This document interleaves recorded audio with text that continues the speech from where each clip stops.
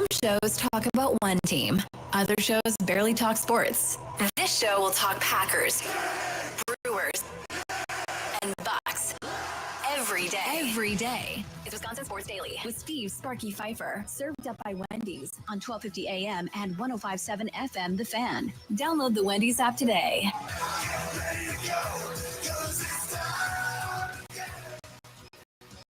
It is time again, hour number 3. Don't forget, Fan Post Game Show. Tommy Wirtz comes up here at 5 o'clock. He'll recap all the great stuff that happened today on the Fan, going all the way back to Inside Wisconsin Sports. This morning, it was Josh Albrecht and Mitch Thunder Nellis. Had Andy Herman on in their third hour of the show. That was really well done. Good interview there. Josh is not happy with the Packers, as expected. Sunshine and Rainbows. Trevor Thomas, he's back tomorrow. Can't wait to see what that's like, because he was actually at the Packer-Cowboy game last night. He's flying home today. So he'll be on tomorrow to talk about that atmosphere and all that, what that was about tomorrow morning from 6 to 9. 9 to noon with Kuhn and John Kuhn, Ronnie Mackloff, Brandon Snide, livid, Ronnie Mackloff, not so much. And John Kuhn trying to play cool, and Snide was ready to lose his mind today. So that was 9 to noon today. Go back, listen to that anywhere you download and listen to your favorite podcast. Noon to 2, Mason Crosby, as emotional as I've heard him on any single show since he's been on the station. It was really, really fun listening today from noon to 2 with him and Tommy Wirtz. And then, of course, this show, and then we'll get to the Fan Post Game Show at 5 o'clock with Tommy Wirtz. Thanks for tuning in. The Fan. Tell your friends, tell a family member, tell everybody you can that we are now local 6A to 6P each and every day, Monday through Friday. With that being said, let's get to this. It's time for your green and gold update on Wisconsin Sports Daily, powered by the Potawatomi Sportsbook on 1250 AM and 105.7 FM The Fan with Steve Sparky Fifer. All right, green and gold update time. I have a simple question concerning stuff like this. Here's McManus for the tie. 30 ends in the second highest scoring tie game in NFL history. Would be. So that was tied at 40, and the Packers walk off with no time remaining in Dallas. Now 2 wins, 1 loss, 1 tie. Highlight courtesy of NBC. Tarico on the call there. And everybody that I saw, not everybody, most people on social media want Rich Bisaccia fired. My question, Charlie's question, how much longer would you give Rich Bisaccia to figure this thing out before it's time to move on from Rich Bisaccia? How much longer are you willing to give Rich Bisaccia? Nikolai LaFantaga, text line 414-677-1250, 414-677-1250. You can sound out with a recorded voice message on the Odyssey app. Use Facebook and Twitter at The Fan Milwaukee as well. YouTube chat is there, the Dugout chat. Go on, search The Fan Milwaukee on YouTube, and you can put your thoughts. You can vent about Rich Bisaccia and the special teams unit, who yet again gave up another blunder. Well, there was a couple of blunders, right? So the one blunder was McManus getting an extra point, blocked and returned all the way for a score for 2 points. That was the first points on the board for Dallas, and it was all downhill after that. The second blunder, potentially, was Matthew Golden getting his world rocked on a punt return. Why did he spin? That guy did not feel like he was anywhere near close enough for Matthew Golden to have to hit the spin. A little showboaty. It's like you accidentally hit B on Madden. That's literally what happened, and then he got rocked out of it. What was he thinking? And popped right back up. And it was a great hit. I had no problem with the hit.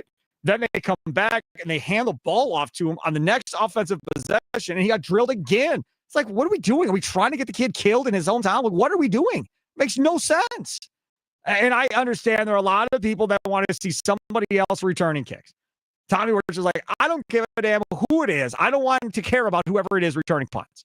I don't want it to mean a bit of difference to the offense, defense, or anywhere else. Just sign somebody to tell me you return kicks. If you die, we're going to go find somebody else to take your spot that we don't care about them too. And we're just going to put sacrificial guys out there. Just way fair catch then. Don't even return the kicks. But his fear is losing somebody to injury, which has always been my fear. Back when the Packers wanted to have Randall Cobb returning kicks, I was 1,000% against having him return kicks. I was 1,000% against Charles Woodson returning punts and kicks. Like, no question against it. The Golden thing, until they get Christian Watson back, he is their deep threat at this point. Okay? So you need him to be healthy until you at least get Watson back. And even when you get Watson back, you don't know how long he's going to stay healthy based on track record. So you're still going to need him. Then you got to get to Jaden Reed. Then in November, now you have Reed and Watson and Golden. And by that time, who knows the role that Savion Williams is going to have, because he ain't slow. You have 4 speedsters out there that can really change the game at any moment in time. And then you've got the guy that Jordan Love loves the most in Romeo Dobbs. Now, when we talk about Rich Bisaccia and special teams, and how much longer would you give Rich Bisaccia to figure this thing out? Nikolai Law fan talking text line 414-677-1250. I'm not moving on from Rich Bisaccia. Not right now. He gets the whole year. I'm not moving on. Because I really believe this is a personnel thing as much as it is a scheme thing. You are not going to convince me that Luke Musgrave did the correct thing that Rich Bisaccia told him to do on that play. There's no chance. There's no chance that he schemed it correctly and it still got blocked. No, Musgrave missed an assignment. Tucker Kraft got beat. Musgrave got beat last week. This is the thing.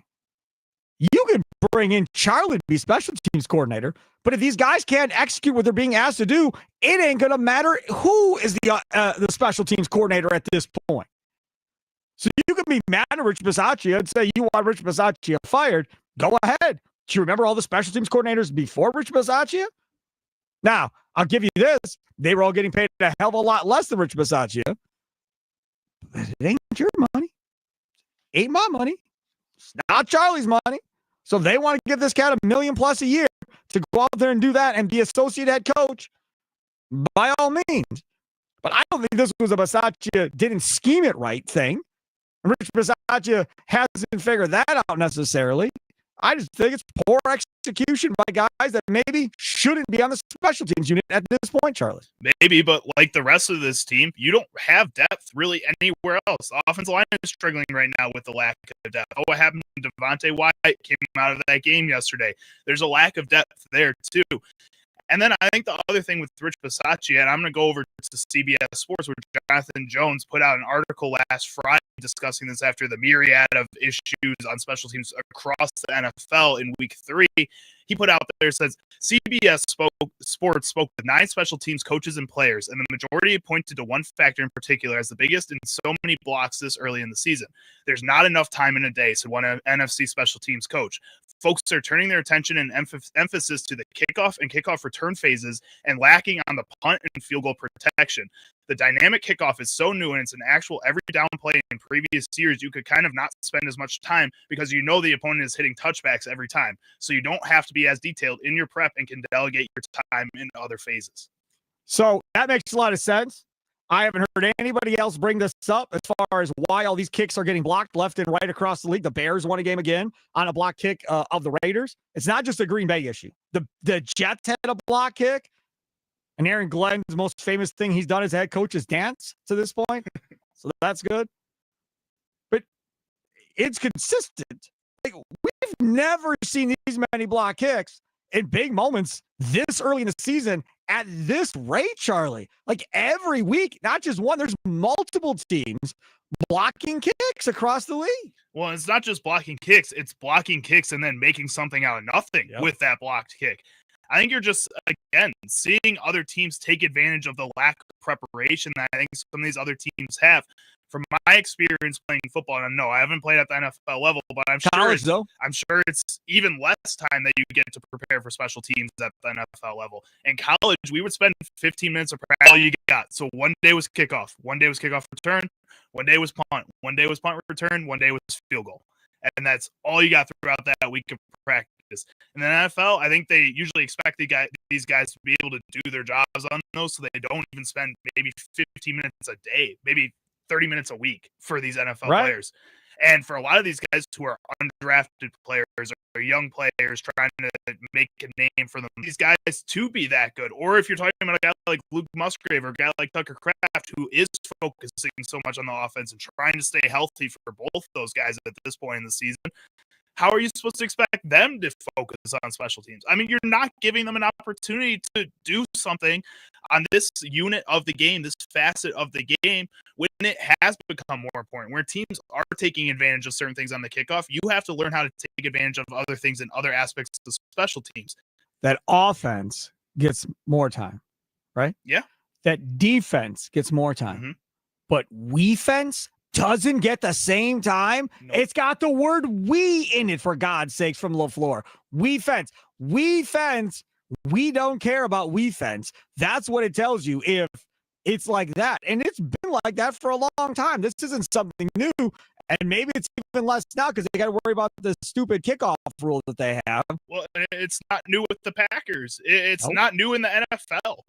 It's not new in football. Special teams just doesn't get treated with the same kind of respect as the other kinds of, I mean, you're seeing the impact it can have when you scheme it right.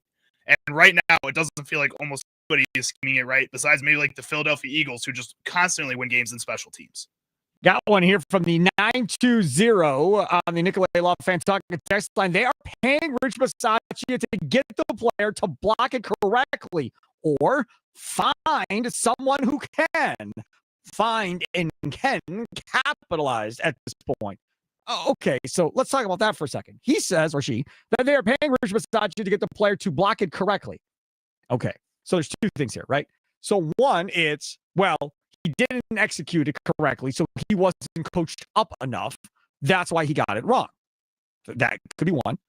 Two, they don't have the right personnel out there to block it, and it's on Bisaccia to say something to LaFleur to say, hey, this cat ain't working. I need somebody else out here. I want player B over player A on my special teams unit, and go stomp for that player to alleviate an issue like Musgrave has been the last couple of weeks from being out there blocking for a field goal kick.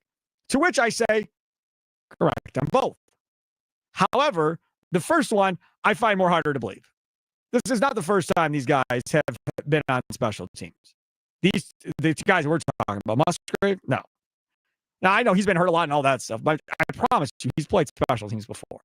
So, from that perspective, I don't think I really believe that. I just don't think the dude's executing well. The second part of it, about getting them off of special teams, if indeed he has sway like that, which he's associate head coach, you'd think he would. If he indeed has sway like that, at some point, he does have to go to Matt LaFleur and go, he ain't cutting it. Give me Fitzpatrick. He ain't cutting it. Give me McDuffie on the edge over there. He ain't cutting it. Give me the, right? At some point, you got to say something. And if you're Matt LaFleur, what do you say? Figure it out, Rich? No, I don't want that player getting hurt. Because you've got two tight ends out there. One of them is a starter in Tucker Kraft. Why not just simply say, no problem. We'll get Luke off the field. We'll give you somebody else, and we'll see how that works better. Because you cannot continue to have an extra point or field goal kick blocked every single week. But I also find it hard to believe that they didn't try a Fitzpatrick there, that they didn't try some of these other players that don't get as much playing time. I'd rather have those guys out there than a Luke Musgrave or Tucker Kraft. And if you feel like they can't go out there and do that job either, and that the two best options are Luke Musgrave and Tucker Kraft, then I think you have to start looking elsewhere, not within the roster right now maybe, and start making some tough decisions in the bottom of your roster for guys that can actually do that job if that's really that big of a problem. But the other problem with that is Rich Bisaccia, much like a Luke Fickle at Wisconsin, is getting paid way too much money, and it's a lot harder to fight for more money at much money. Sure, but the other part about this is, guys, they're paying him this much money because they believe in him. Mm-hmm. They believe in his philosophy. They believe in what he can execute. Kind of like Luke Fickle. Okay, fine. Yeah, I guess that's probably true as well, right? But Bisaccia, those field goal issues that they had, he was stomping for Carlson. That was him, right? He stomped to get that kid drafted. It didn't work out. And then they had to move on. And then the rest of the crap they gave him, I'm not quite sure that was his call. But then they go and get McManus. And what happened last year? In the second half of last year, your punter is unbelievable. Anybody praising Bisaccia for having a great punter? Boy, that kid is booming it, man. Bisaccia's doing a great job. Nope. Do you know what the role of a special teams coordinator is? What's that? To be as non-existent as an offensive lineman. Mm-hmm. Because if you are a really good offensive lineman, nobody ever talks about you on the radio. Nobody writes about you unless you're a left tackle. But if you're a guard, a center, nobody's talking about you. Nobody cares about you as long as you're not making mistakes. And when you are a special teams coordinator, nobody cares about you either as long as there's no mistakes being made. They don't care if you're not among the 5 top returners in kicks or punts or whatever. Just no glaring weaknesses. Don't cost us games. Don't lose us games. And that's essentially what's happened in the last 2 weeks. They is the special teams coordinator of this Packers team since the beginning of last year when a lot of these issues started, man. And I mean, that's an issue if he's supposed to be as silent as an offensive lineman or a long snapper. There he is, Charlie Houston, see Sparky Fifer with you. Coming up on the other side, I have a question we've been saving, haven't used it the whole show, for 420 specifically. And I want you to be as honest as you can. You can text us, you can call us, YouTube chat, Twitter, Facebook. How much has your opinion changed on Matt LaFleur as time has gone on with him as head coach? Right? How much has your opinion changed on Matt LaFleur as Packers head coach, as he has coached here for a number of years here? Maybe you loved him when he started. Maybe you still love him. Maybe your opinion hasn't changed. I think he's a great head coach. It's beautiful. I thought this about him when they got him really wasn't so. Thought it was a bad hire. He was an assistant nobody knew about. Their offense wasn't good in Tennessee. Then I kind of changed my mind in the last few years. And now I'm starting to question whether or not he's had coaching material, right? So maybe you can tell me the emotions as far as how your opinion has swayed year to year with Matt LaFleur. Let's discuss that next. It's Wisconsin Sports Daily, served up by Wendy's, live from the 1250 AM, 157 FM the Fan Studios, powered by the Potawatomi Sportsbook. Nicolay Loft, Fantaga text line 414-677-1250, 414-677-1250. Sound off with a recorded voice message on the Odyssey app, Facebook and Twitter at the Fan Milwaukee. Time now for your fan weather forecast. 80 degrees, sunny skies. Today's high was 83 at the end of September. Woo-wee. Low tonight of 57.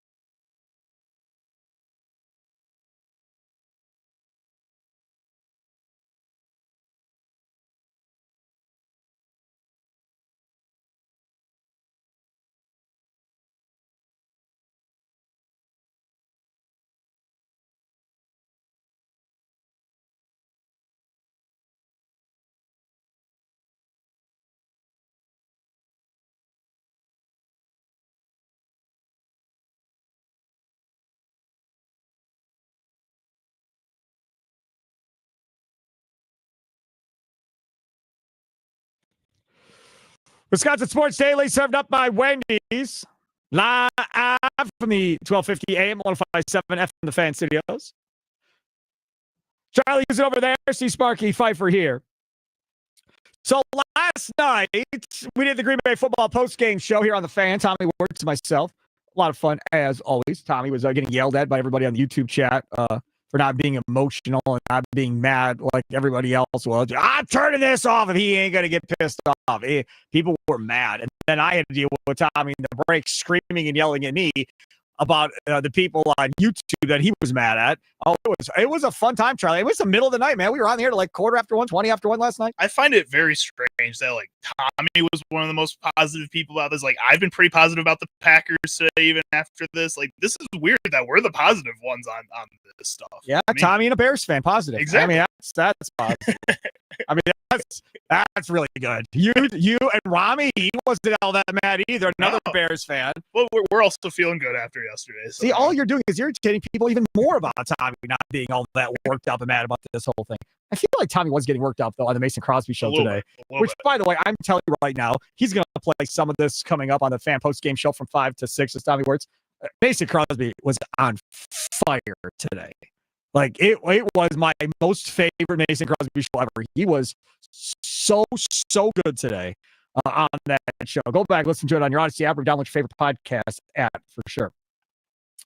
So Matt LaFleur being too conservative and so forth. How much has your opinion changed on Matt LaFleur as time has gone on? Right? That's the question. Nicolay Law, Fan Talk text line 414-677-1250. 414-677-1250. Facebook, Twitter at the Fan Milwaukee. Of course, can sound off with a recorded voice message on the Odyssey app. Matt LaFleur talking about that fiasco of a last play. No, we called a shot play. They played it based on how they played the play before, where the corner came flying up. We were trying to present the same look and throw a ball by him. And they played cover 2, and it was gloved. It was covered.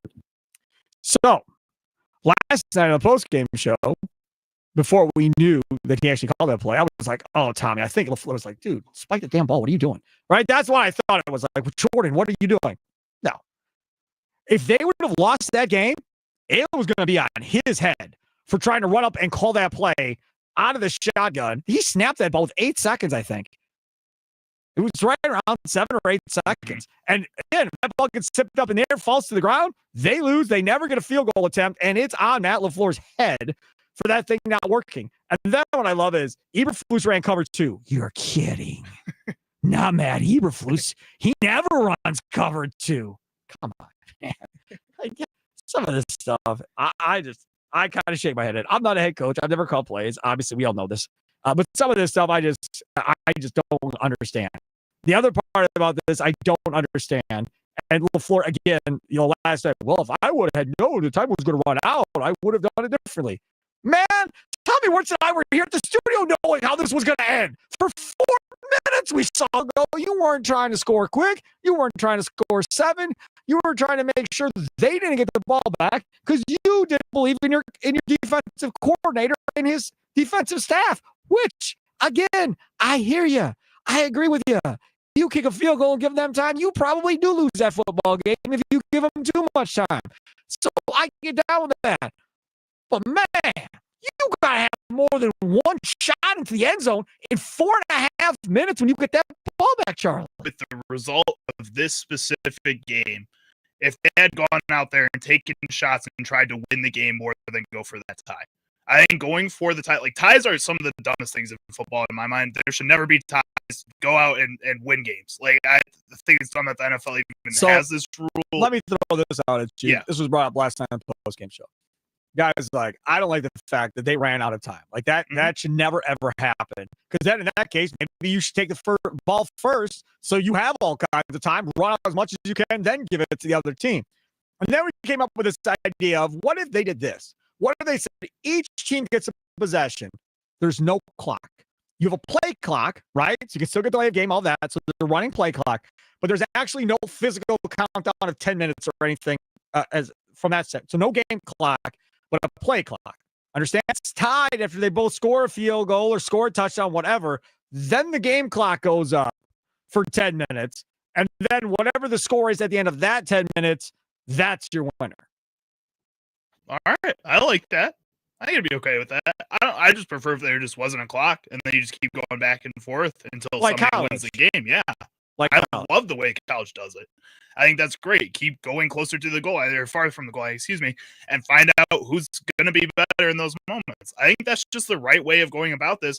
And the fact that the NFL doesn't want to do that, the fact that they're okay with this game ending in a tie is just really weird to me for an organization that loves making as much money as they possibly can. If this game goes 8 overtimes, Than the NFL overtime. right?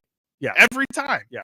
Every time. Because in the NFL, you get games like this where people are okay with ties. And I feel like that's a loser mentality. That's a mentality that you really do not want to come out of this game with an L, and that you're just going to give up and tie it anyways, instead of going for a win and potentially coming out of this game with the highlight of the week. Charlie, using over there, see Sparky Fifer here. How much is your opinion changed on Matt LaFleur as time has gone on? Nicolay Law fans talking text line 414-677-1250, 414-677-1250. Very interesting to see how this is going to play out one way or the other.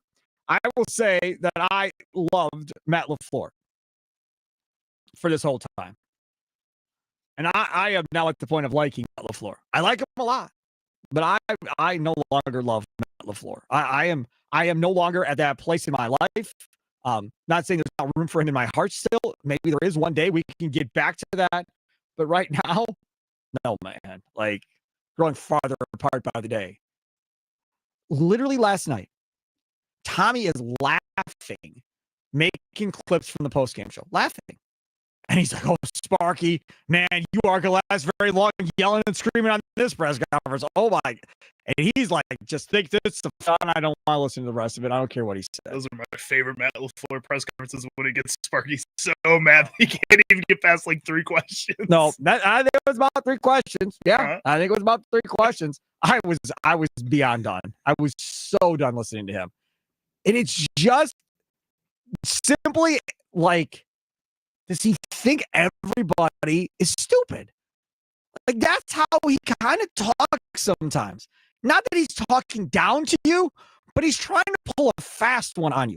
It's like your child trying to pull a fast one on you, thinking he's going to get something by you, or she's going to get something longer than they have. You've experienced a lot more things than they have, and you are not an idiot.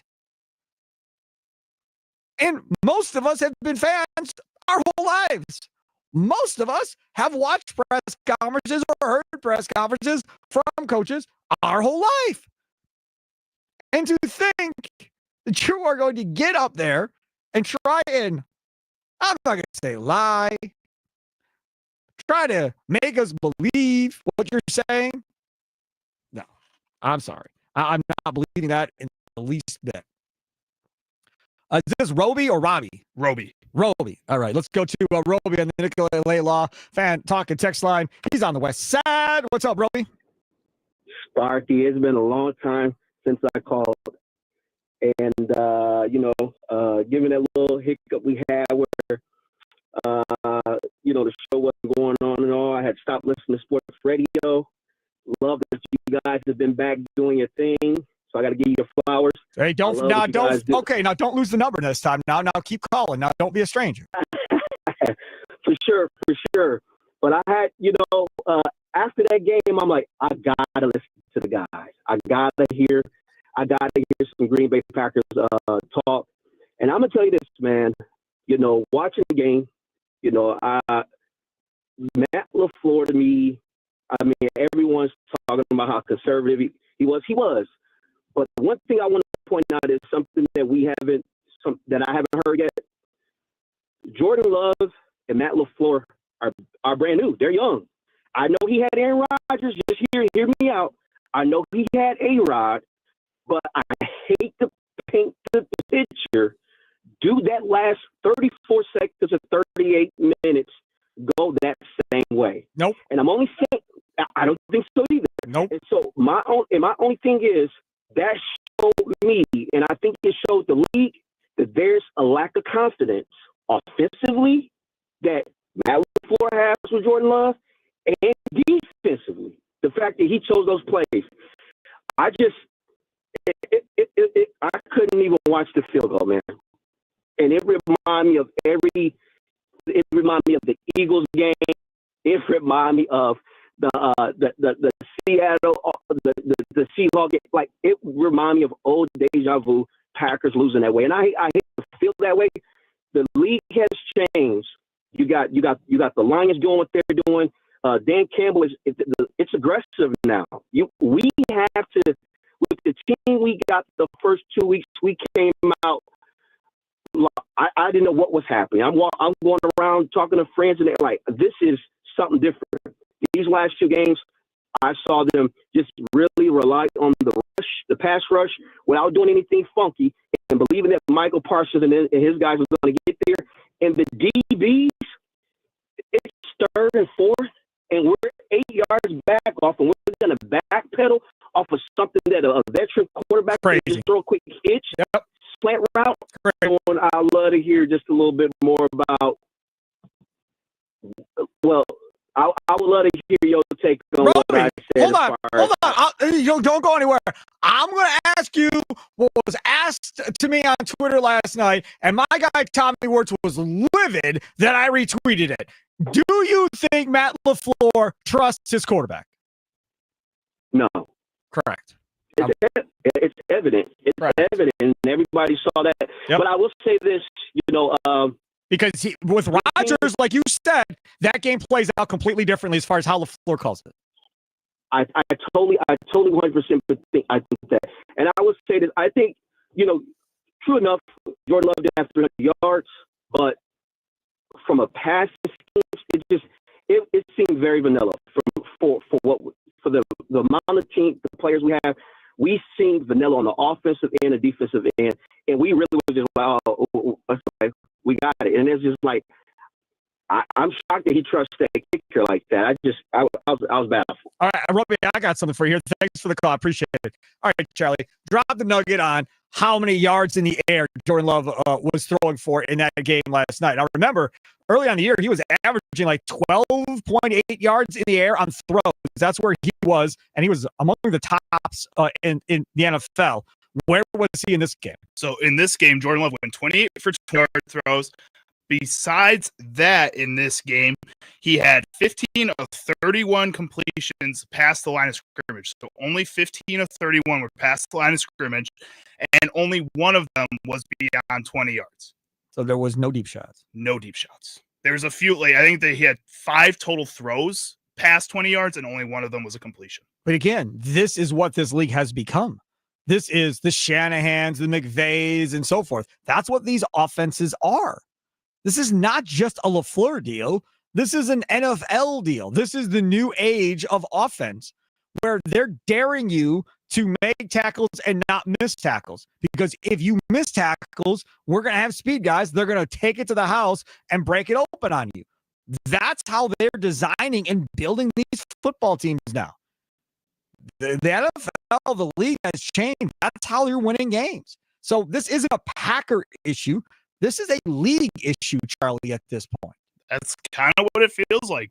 That's how the Philadelphia Eagles and the Kansas City Chiefs continue to make Super Bowls. Correct. They aren't aggressive. Kansas City doesn't have super studded wide receiving core. They're not aggressive until they're positive they can be aggressive. Correct.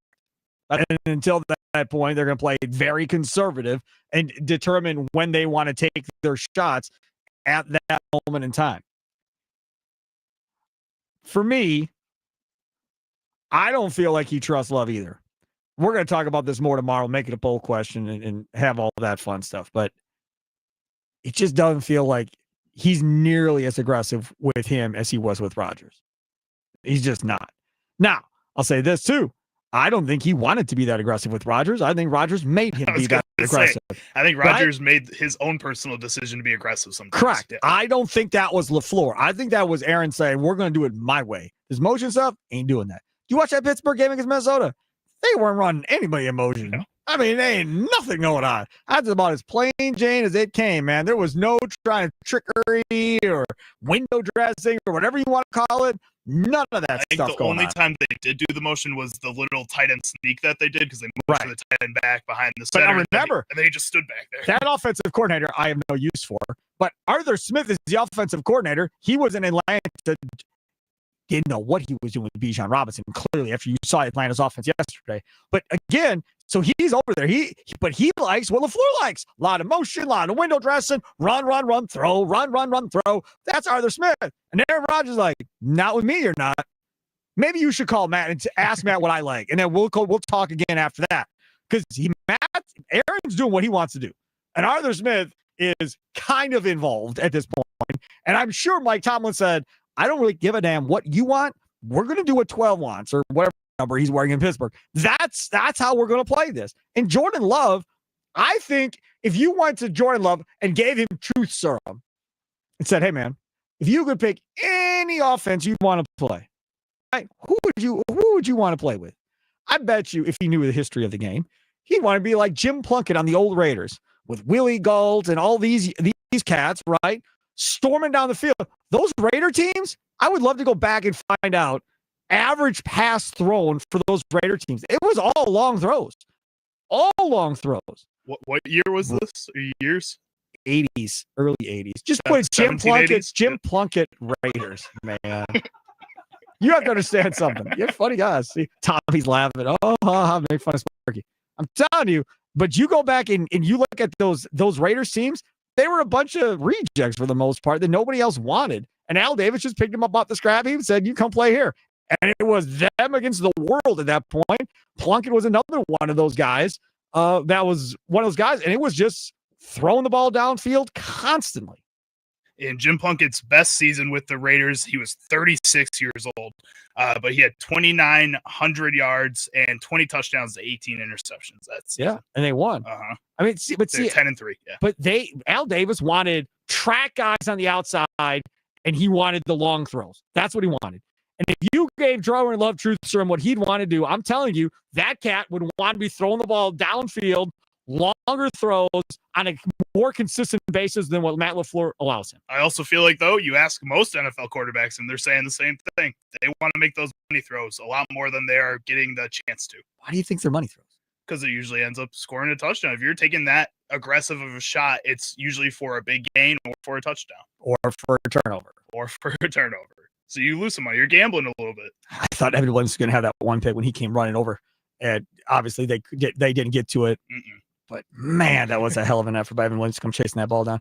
All right, take a quick time out. Come back on the other side. We'll talk about things that we missed on today's show. We like to talk Packers, Brewers, and Bucks every day. Some stuff coming over from the Milwaukee Brewers today. We'll get you in on that. Mornings can all start to feel the same, so if you're looking for a fresh wake-up call, look no further than Wendy's Breakfast. Try a breakfast Baconator with fresh cracked eggs and crispy bacon, a grilled sausage breakfast burrito, or maybe even a honey buddy. Don't even think about sleeping on Wendy's seasoned potatoes and English muffin sandwiches. Doesn't matter what you go for, it's gonna change your life. Okay, well, it'll at least freshen up your morning. Ready for a fresh wake-up call? It's gotta be Wendy's. Wisconsin Sports Daily served up by Wendy's. Live from the 1250 AM at 105.7 FM The Fan Studios, powered by the Potawatomi Sportsbook. Sparky here.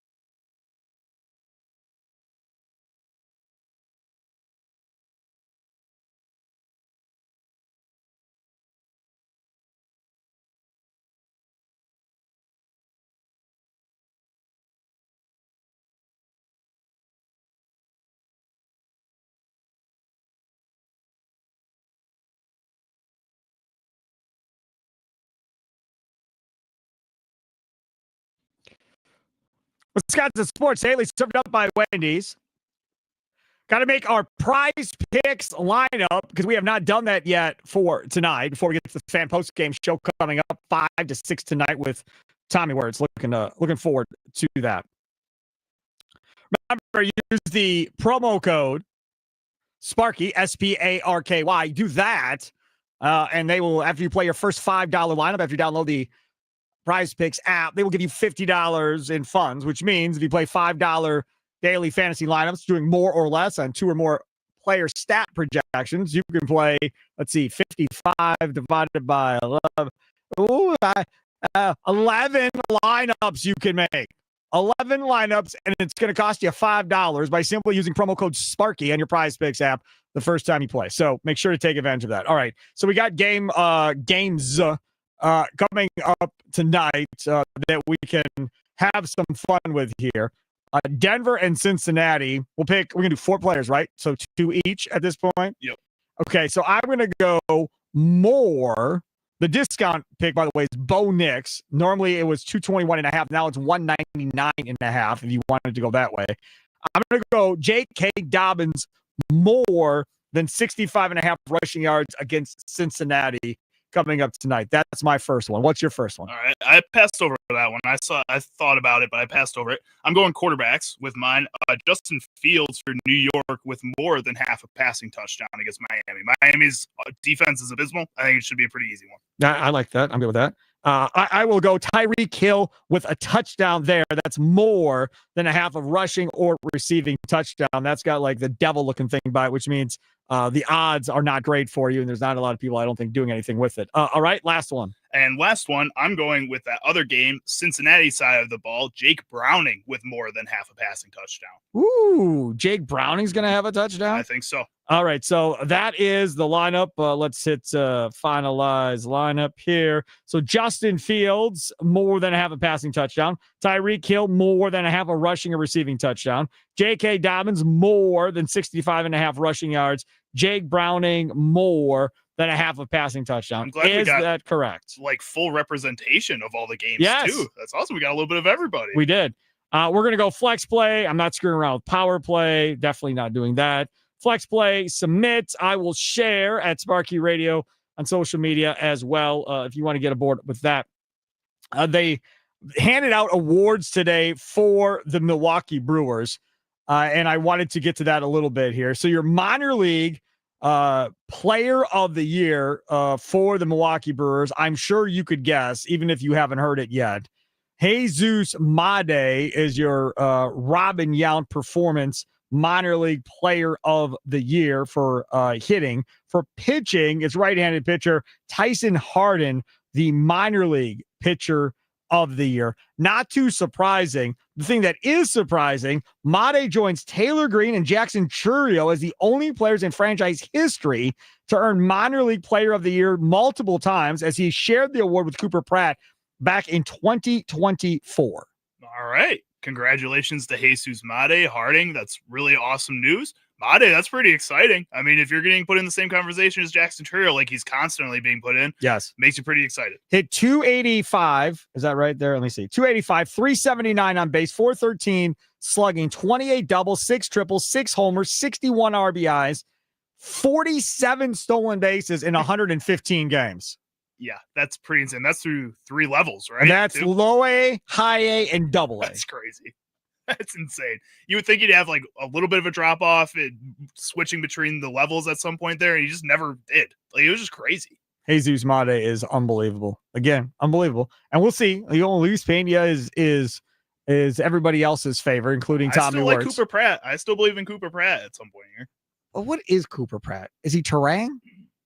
That's pretty good. Terang keeps getting better every season. I don't know if he's as fast as Terang, but he could have more power than Terang from the start, though. He could have more power than Terang, possibly, yes. But what is Terang? Is Terang 20 home runs? At this rate, he might be. Yeah. If we keep watching him perform like we have at the second half of the season this year, I mean, the sky's the limit with him at this point. I was looking earlier because Tommy wanted me to print it out for him, the Kurt Hogue projected division roster or whatever else. Miz is on it. All right. He's in the bullpen. He's not starting, but he's in the bullpen for Kurt Hogue. Do you know who's not on the division roster? Who's that? Reese Hoskins. All right. It makes sense. I would have liked Reese Hoskins as a pinch hit option during the playoffs, but Well, we're going to see what the Brewers do. That's what Hogan's Bowers thinking. has been looking pretty good. I don't know. I'm making Tommy really happy over here. Oh, man. I was listening to him all day earlier today talking about I was on Jake Bowers first. I'll let everybody know I was on Jake Bowers first. See, this is what me and Tommy are going to do every season. I'll just pick a random, crappy player, honestly, and hope that they ball out. And then we're the right one. Crappy all year outside of this month. Been crappy all year. Look at his offensive numbers by the month. They're horrible. Well, he's clutch, baby. That's what matters. He does have clutch gene. Look, I'm not going to fight with anybody on his clutch gene. No question about it. So we'll see what they come up with. But first, it's the Cubs and the Padres got to play their wild card round. And then we'll see what happens. As a Cubs fan, you want this Brewers team? I don't know. I think so. I think that if I'm the Cubs, I feel a little bit more confident at this point in the season than I did earlier in the year.